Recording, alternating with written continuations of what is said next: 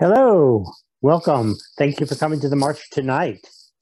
Um, you are about to see, if you're in the right place, you're about to see two performers who I've been working with in the last several months. If you were expecting to come to Tell It on Tuesday, I think there's a little bit of confusion about links. We will be putting the Tell It on Tuesday link up in our chat if we get it here, if it's different. So keep an eye out for that if you are in fact a Tell It on Tuesday audience member. But otherwise, you are here to see our two performers tonight. This is new work. So people have been gathering on the internet, on Zoom, and trying to imagine what might be compelling in this day and age for people like you. And until we get you to be part of this process, we really don't know what we've got. So I want to thank you very much for being a part of figuring out if we have made soup yet. Without further ado, I'd like to introduce our first performer of the evening. Please welcome Annamarie MacLeod.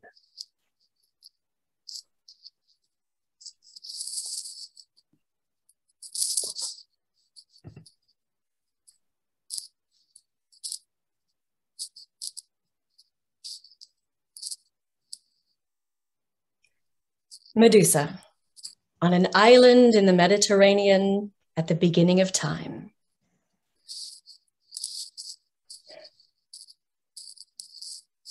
He saw me first.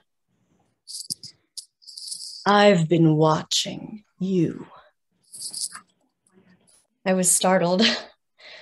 I thought I was alone on the empty shore, playing with rocks and shells that rattled up and down the beach in the waves. And I didn't know who he was. Not then, not really. But I knew he was beautiful. I've been watching you. That was it. And it might have been creepy, but he smiled like the sun rising. That evening when I went home, I didn't tell my two sisters I'd met anyone. They, older, got all the attention, and I somehow felt they would ruin this for me, forbid me from going back, or take him for themselves, I guess. And perhaps I knew there was something dangerous, something I shouldn't be doing. Waiting on an empty beach for a handsome stranger to come back and talk to me. I became so vividly aware of my every movement. He said he'd been watching, had seen me, but where, when? I hadn't seen him. So all my moments became a private performance for him. When I ate, I imagined him seeing me, approving of me, entranced by me, even though my actions were mundane. When I combed my hair, when I wove, when I played in the hills instead of gathering wild herbs, I became all for his eyes, this wonderful secret of his attention inside me, being seen, enchanting someone just by the sight of me. This must seem strange to hear from me, you who knows what happens. But I want you to remember that I was a child. And for a long time after, I blamed myself. Had I not performed for him, preened, watched for him, waited, manifested him with my longing? Didn't I? And then I remember I was a child. Julia Tofana, Rome, 1642.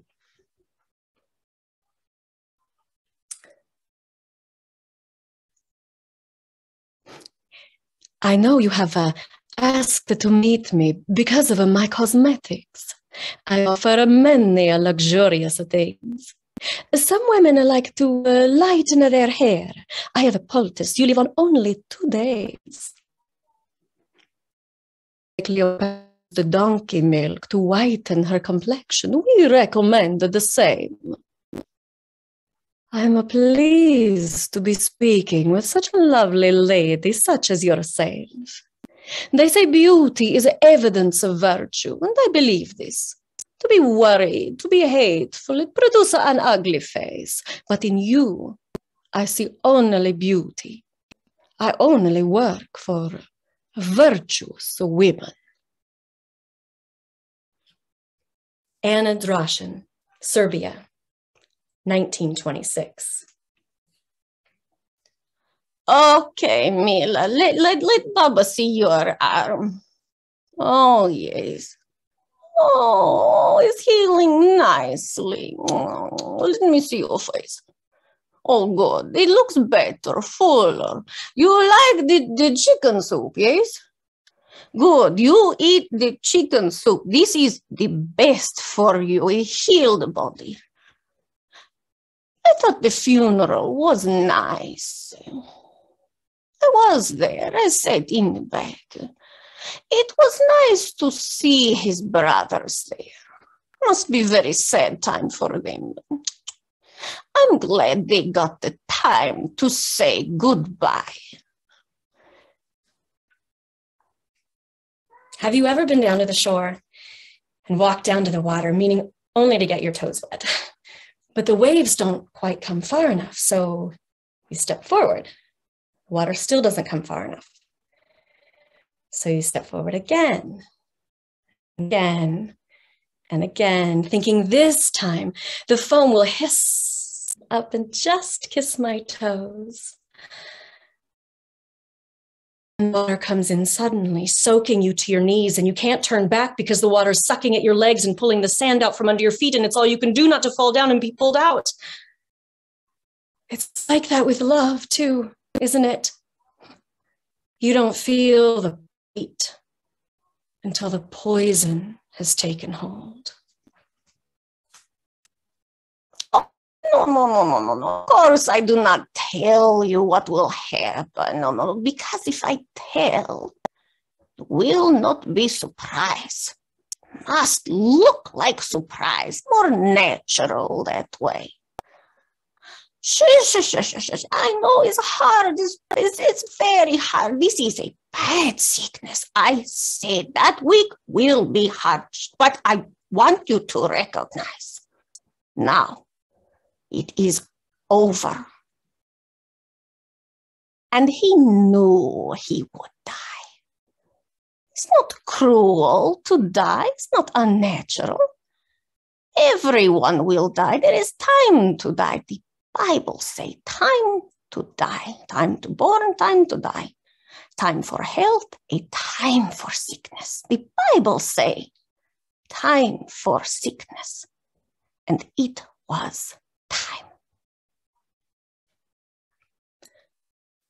You must be a very virtuous woman, like this painting of a Judith from the Bible.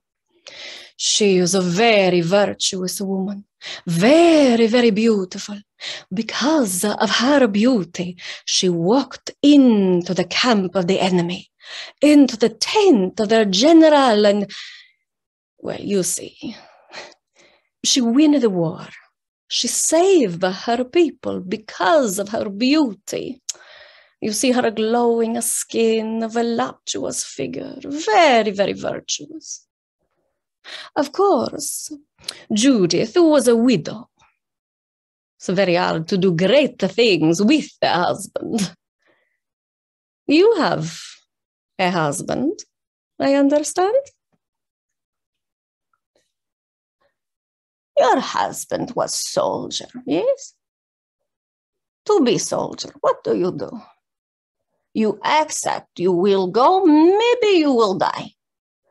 They ask young men, 16, 17, children. They say, are you ready to be soldier? I say, yes.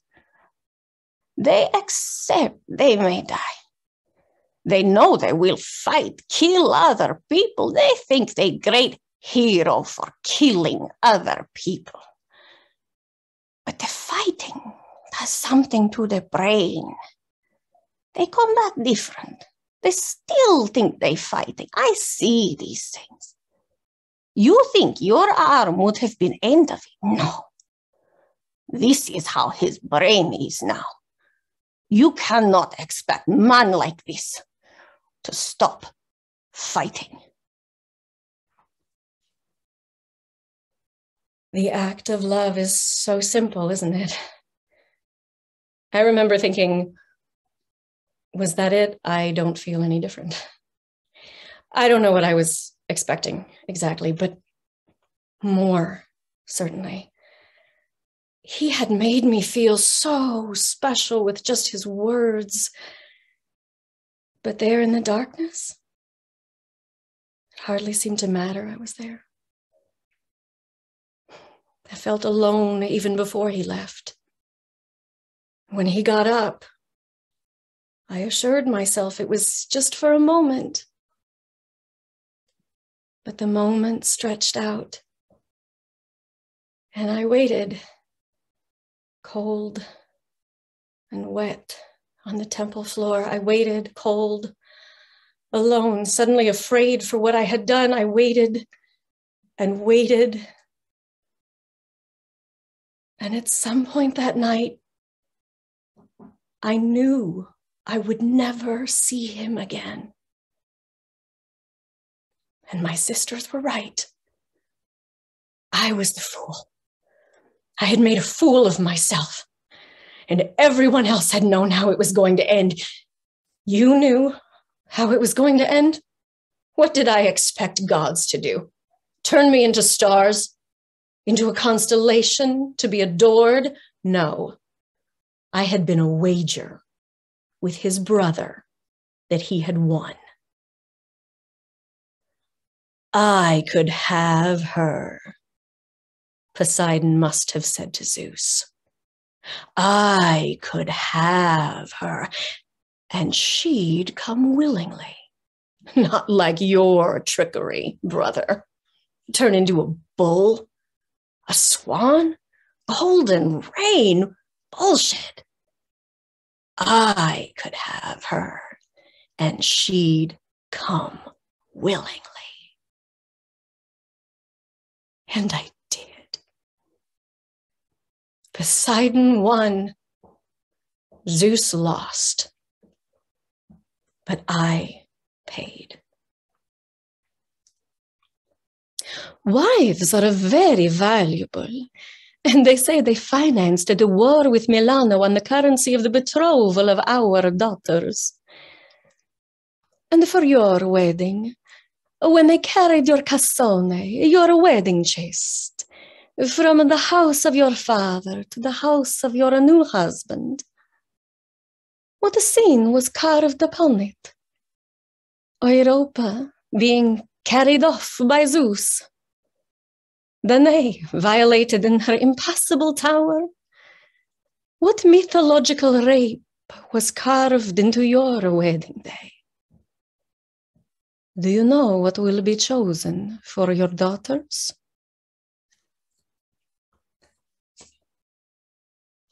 The world changes men. It makes them think they can do things, no consequence. It's not right, not right. Your arm, it will heal. Your heart will heal. Your mind, you must heal. Nothing wrong has been done. You have saved your life, your children. That is noble. That is the way it should be. Of course, to be a wife is often someday. To be a widow. Husband dies, very sad. But someone will need to look after the family fortune. To guide your young sons, to make sure your daughters are looked after properly. To manage the family business. And you can read, yes? Good. But I never taught you to write, correct? Oh, no. Most wives are the same. And they don't like to think that we are so capable. But the widows have many opportunities. I was first person to hold you. Mila, do you know this? I remember that night. I come to your mother. I help her. Oh, you born just as we all are born. In blood and water you born. And I held you. And I was first person to hold your late husband. He born same as all of us. So much potential, so perfect as baby. That's where Athena found me in the morning. Still sitting on the cold stone floor of her temple. Stone face, stone heart, surrounded by ocean water and blood. And I looked at her, daring her to rage and take her revenge and destroy me. This is my favorite painting of Judith. The moment she commits to her choice. You can tell because not all the blood has soaked into the sheets. That drop there is still flowing along a wrinkle and has not yet settled into the linen. This painter, she knows what happens to blood on a bed. Men do not paint blood like this. Athena looked at me. And then she took off her own himation and wrapped it around me. And such kindness was more than I could bear. And I began to cry. It will get easier, she said. Why? Men only see beauty in youth. As you get older, they'll stop looking at you. I want to be old now. I feel ancient. I don't want them to ever look at me. Athena made a sound in her throat between a laugh and a sigh, like a sore heart, as she brought out her bright brass shield. What would you like to look like? She asked. I looked at my reflection in the polished brass surface and was startled to find that despite all the bitterness in my heart, my face was as it had been yesterday. Beautiful. Disgusting.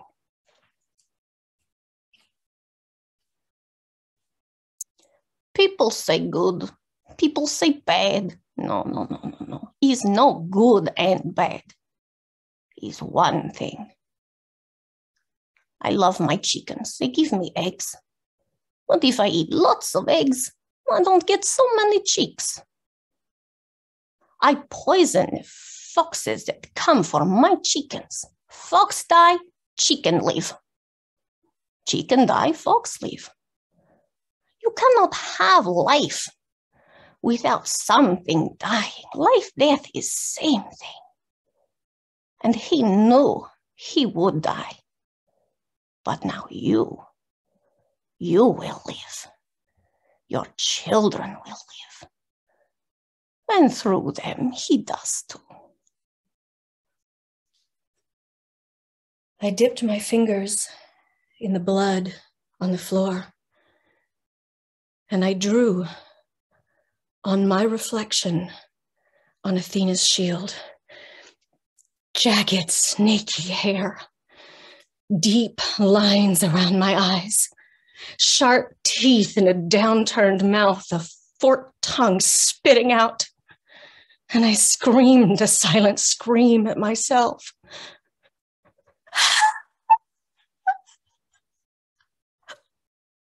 Perhaps I suggest a cosmetic for the face to make a beautiful blush. Aqua Tofana. It is named after my mother. It is my own blend of delicate flowers, herbs, even a mineral from the earth. Arsenic. Doctors use this. It is a kind of a medicine. It is okay to buy. It is okay to have. It is okay to put on the face, but not to ingest, okay? It would make any woman or man very, very sick. Perhaps only 5 drops in a glass of wine would be a very, very, very serious sickness for a man. I had a rooster. He was old rooster, but he still think he big man, you know. He bully other rooster. He steal food from hen. He pick on little chicks, make me mad. It was time. Not time to be sad. Time for chicken soup. Chicken soup. Heal the body. That's what you need. Mila, eat more soup. There is a third figure in this painting. This is a Judith's servant woman. You cannot see her face so well, but you see she is in the center. We all need a friend like this.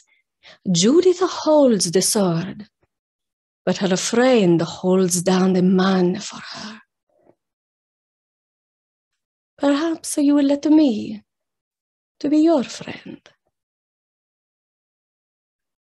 As I drew my new features, I didn't know I was weaving the magic to make it real. I just wanted all the rage on the outside instead of trapped next to my child's heart. I never again wanted to lie on the floor, naked and wet, crying over some man. But rage and ugliness don't protect you from feeling love. They don't prevent you from feeling anything. I don't know whether Athena was trying to punish me or was she trying to save me from predators? Women cannot live with the violence and the cruelty and remain beautiful. No one can live with the violence and remain unaltered. Judith was a great heroine for bringing a peace to her people. Most cosmetics only offer something to make the outside beautiful, but I offer something to heal the soul. Aqua Tofana.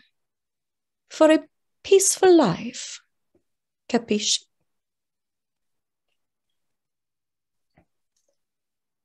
Women are wise. We know when it's time. We know time. We understand the moon, tides. It's all related to our bodies, our blood. We know there is time to be born, time for children, time for no more children.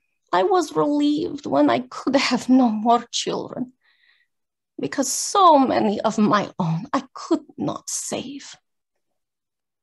And it is never easy to watch someone die. When a child dies, so much is lost. But when a man dies, perhaps was time.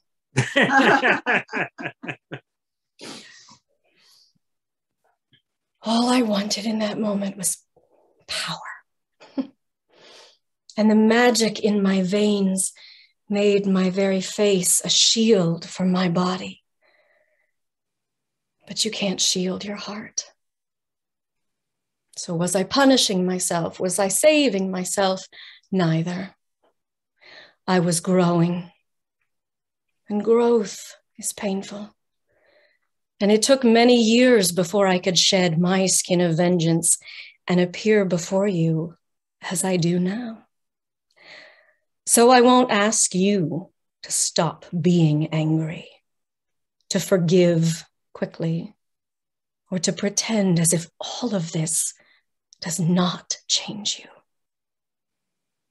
But know that someday your shield of rage will become too tight and it will need to be sloughed off. And that is not weakness. That too is growth.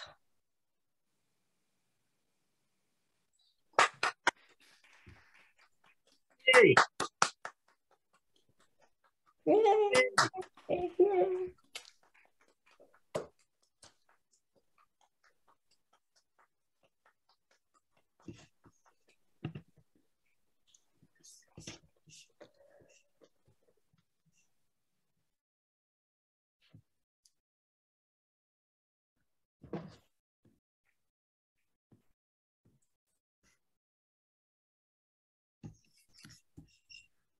I'm performing the role of Leah Stein in my workplace comedy sitcom, Do-Gooders, that I'm co-writing with Samantha Johnston and DeAndre Walker.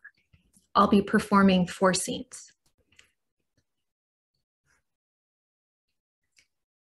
Scene 1, flashback to 7 years ago when Leah was practicing with a friend for a job interview at the nonprofit Ready for Impact.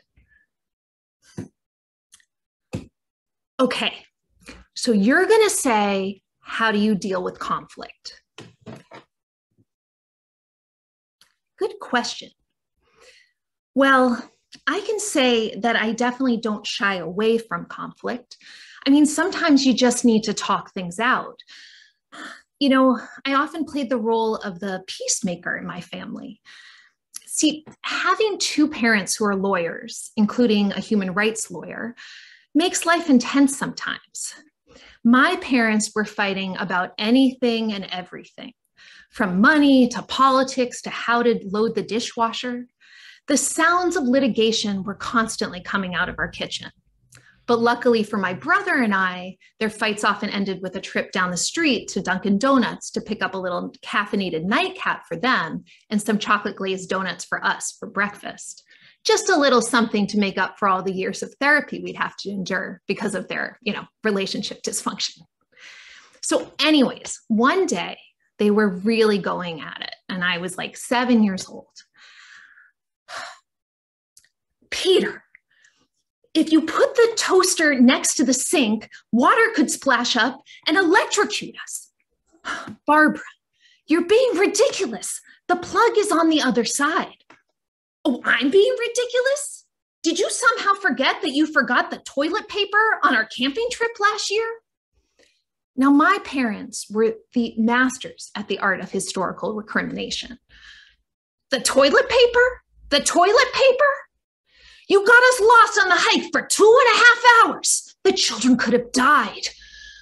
Leah had poison ivy on her butt for 3 weeks because you forgot the toilet paper.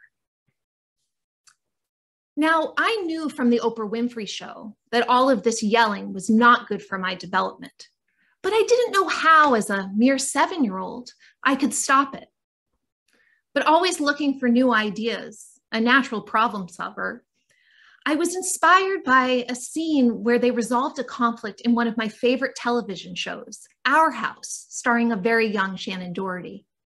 So I took my sparkling wand, the plastic see-through kind with water and sequin confetti, and I marched downstairs and into the living room. I took some Persian throw rugs and arranged them neatly around the coffee table, giving myself an extra 2 pillows to make sure, I was on the same level as them. And I declared, "Mom, Dad, in the living room now." And all of a sudden, they went silent. There were some muffles. I took a deep breath and I waited. And lo and behold, they appeared, with slight hesitation and confusion about what was to unfold. "Please take a seat. I'll explain shortly why we're all here, but first some rules." And with the drama of a law and order courtroom, I unveiled the talking stick, holding it upright so that the sequin confetti could flutter gracefully to the bottom for added dramatic effect. This is a talking stick. The only person who's allowed to speak is the person holding the stick, and I'm going first. I called this meeting today because I'm sick and tired of all the yelling. So if you want to yell, please do it outside. Then my parents burst out laughing. "But what will the neighbors think?" "Well, I don't care what the neighbors think. I'm sick and tired of all the yelling." And they knew I meant business. A chocolate glaze wasn't going to shut me up this time. So I'm not going to paint a rosier picture and say they never fought again. But I do think that this story illustrates my ability to face conflict head on. Oh, and as well as my creative problem solving skills. Too much?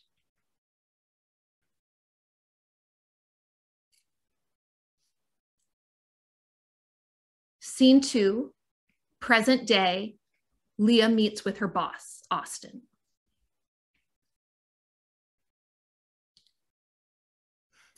So here are the main problems that I've identified with interns instead of real paid staff. See, number one, interns lack even the most basic professional skills. Take Henry here. Henry is a digital native who hasn't even seen, much less used, a printer. And Gabrielle, she still hasn't learned how to stop taking personal calls at her desk. And they both end their emails with hashtags as if that'll make it discoverable. Now, I'm running 7 important programs here, and I can't rely on people who only write in acronyms. I don't speak TikTok. And number 2, turnover is very high amongst the interns, making it near impossible to run whole programs off of them.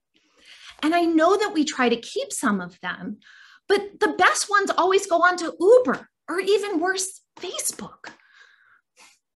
Now, most importantly, as part of the internship guidelines, we're supposed to be offering an educationally enriching experience in lieu of actual pay. So we technically can't ask these people to do everything we need. In fact, what we're doing right now isn't entirely legal. I'm sorry, I didn't mean to imply that we were doing anything wrong, but aren't we? A big opportunity. Well, okay, before we talk about that, I'd just love to finish the deck. I haven't even discussed their Excel spreadsheet issues yet. Okay, a new challenge. Yep, I'm ready.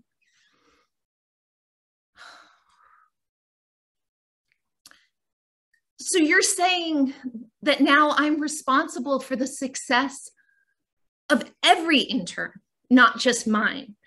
How we recruit them, develop them. So now I'm responsible for 8 programs. Wonderful. Oh, that's great. And I'll even have an intern to help run it, even better. Thanks, Mom. I mean, Austin, thank you. I look forward to it.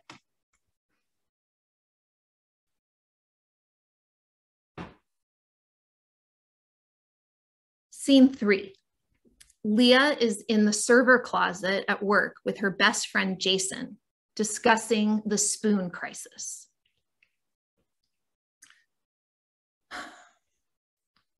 Look, Jason, the spoons are more than just spoons. They're a symbol of the injustices that take place in this office every day. Look, who got to eat their miso soup with a spoon today? Austin did, but I sure the hell didn't. And why? Because I didn't belong in that room with the consultants, because I haven't worked hard enough the past 7 years, because I don't care enough. You and I and all the directors know that the answers to those questions are no. Every day I show up and I try. And granted, I might not get it right all the time. And sometimes I make people feel uncomfortable, or rather take them out of their comfort zone. But it's all because I care. And not just for myself, but for all of you and for this organization. Look, Jason, I'm not done. I just want to finish. Do you know why I care? Do you? There's no way you could. See, behind this polished veneer, I've got a story, a hard one. It was Hebrew school, 4th grade, just learning the alphabet. No full words yet, just letters. And the teacher went out of the classroom for a little longer than just a normal bathroom break. Perhaps she was talking to her bestie, the school secretary. And that's when Alan Rosen and his little sidekick Ethan decided to take advantage of the lack of adult supervision to bully the class nerd. Now, I know it's not PC to say that, but like if there had been a love interest in Revenge of the Nerds, she would have been the leading lady. I mean, the pigtails, the orthopedic shoes, the thick glasses, the voice of an 80-year-old. Oh, and those shorts that were those pants that were way too short that are like in fashion now, but were way out of fashion in the 80s. And she was super smart, but not friendly at all. Oh, hold on a second, Jason. I have to get this. It's my grandma. Hi, Grandma. How are you? Yes, Grandma. I'll have a baby before you die. Yes, I'm on all the apps, including J-Swipe. Yes, Grandma, there are Jews in San Francisco. I know, not as many as New York City, but they do exist here. Yes, even straight ones. Okay, Grandma, I have to go. I'm in an important meeting, but I'll call you after work, okay? I love you too. No, you're not going to die yet. Okay. Sorry about that. So anyway, then Alan starts in. Hey, Miriam, your hair is so ugly. And then Ethan says, yeah, like so ugly. Not the most creative bullies, and oddly enough, they both went on to Harvard. But then they continued with her shoes and her glasses. And Miriam didn't say anything. She just buried her face in her textbook. And it was painful to see someone getting so much mean hurled at them, even someone I didn't like very much. And I thought about saying something to those mean boys, but the presence of my little growing mustache kept my mouth shut in fear that I would be the next victim. And I was in the popular group of girls, a first for me. See, amongst the Jews, I was kind of cool, but not amongst the kind of kids at my WASPy private school. And I didn't take it for granted. I mean, one wrong move and I could lose my status. So I stayed silent while these monsters continued to attack this innocent girl. And the insults just kept escalating. You're so ugly, you make me want to throw up. And then I noticed a tear, a small one going down Miriam's cheek. And you wouldn't have noticed it if you weren't looking. But I was. So I couldn't pretend that they weren't really hurting her. I knew they were. And I still couldn't say anything. I went home that night ashamed. My parents didn't raise me to be this kind of person. What did all those marches that I participated in mean if I couldn't stand up to the face of evil in that Hebrew school classroom?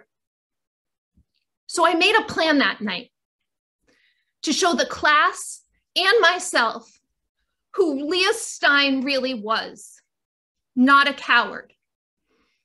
And I marched right into that classroom the next day, up to Alan and Ethan, and I said, the next time you pick on Miriam, you're gonna have to pick on me. And they just laughed, but I didn't back down. I will be silent, no more, no more. Justice for Miriam, justice for Miriam. No one chimed in, and Miriam just buried her face in her textbook. But from that day forward, I vowed to always stand up for the little guy, even if that means that I'm not popular in the classroom or in this office. And I might not have all those catered lunches that all my friends at their fancy startups do, but when I come to the office, I'm going to eat my cereal with dignity, not with a fork, but with a spoon. So what do you say, Jason? Will you help me with the spoons?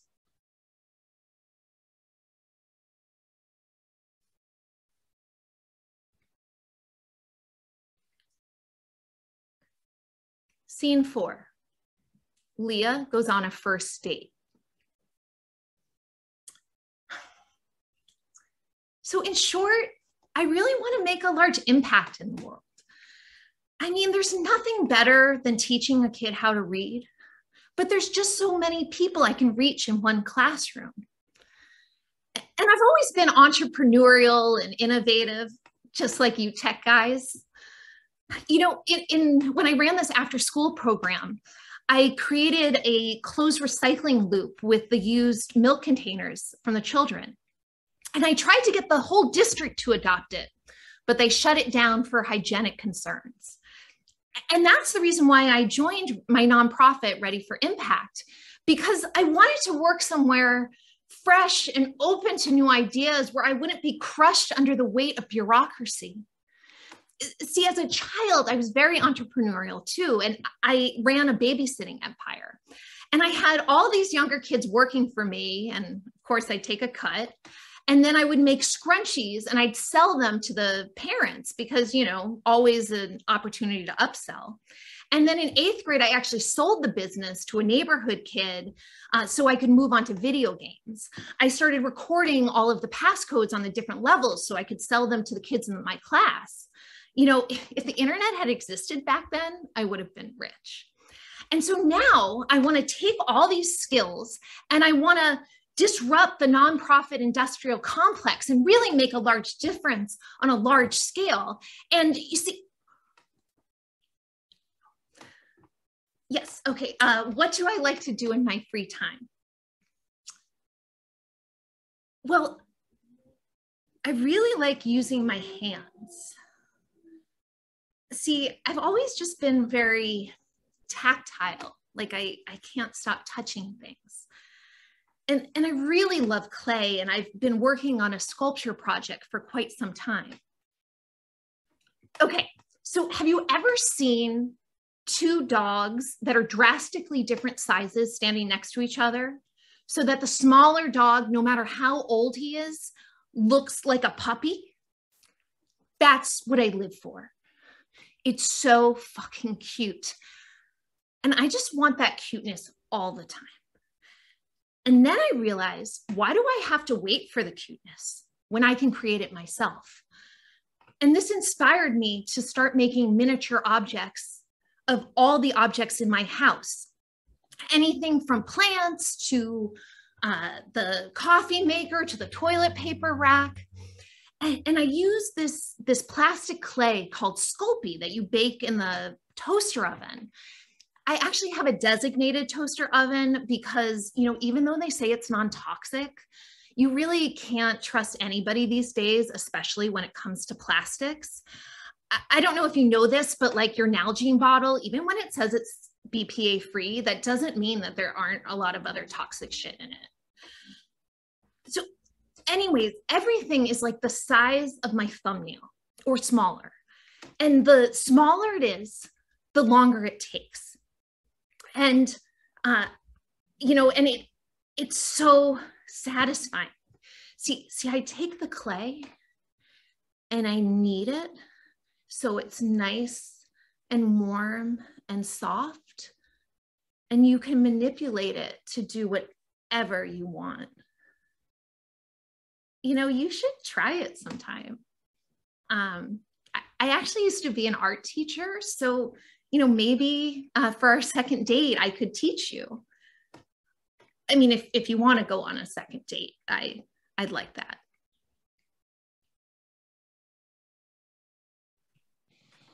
Yeah. Yay. Woo! Yeah.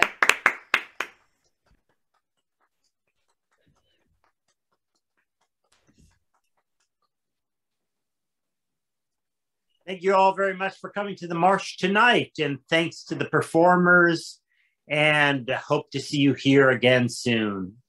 Thank you very much.